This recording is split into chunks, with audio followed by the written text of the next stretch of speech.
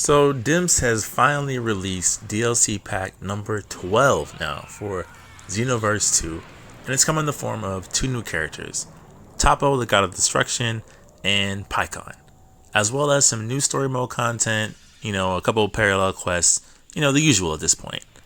And to be honest, I was expecting a little bit more from this, especially given the amount of development time that seemed to go into this. I did do a separate video talking about how I was slightly disappointed with Topo or Top's moveset. I felt like it was lacking in a few things.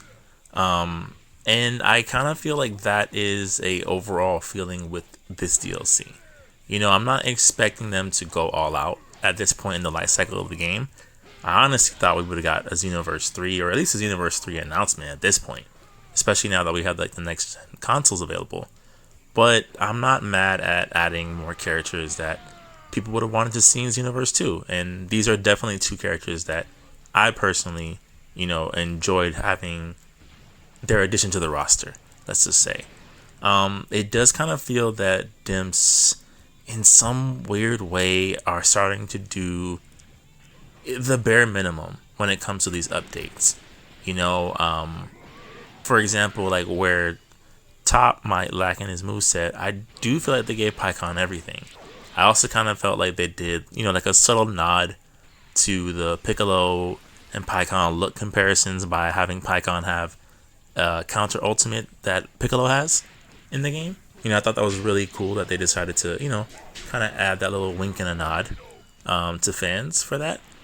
But then there's also just certain aspects of the game or certain aspects of the DLC where it's like, is this supposed to lead to anything in particular, or are we just like putting out content? Especially getting into more of the story mode aspect. While the Topo one made a little bit more sense story wise, Pycon's really didn't. They both look really good. Like the cutscenes look great, right? But we kind of get more of the same with Vegeta kind of being overpowered by a powered version of Topo, and then you as a player jumping to help. But is this leading to anything? Like, are we gonna get some final quote unquote final DLC with Fu where any of this makes sense? Or the fact that somehow, some way, future Gohan, who could barely fight the androids, is able to fight relatively toe-to-toe with Goku in God form to fight off Janembas, who Goku himself couldn't handle at Super Saiyan 3. And don't get me wrong, I'm down for the fan service. The father and future son combination looks amazing.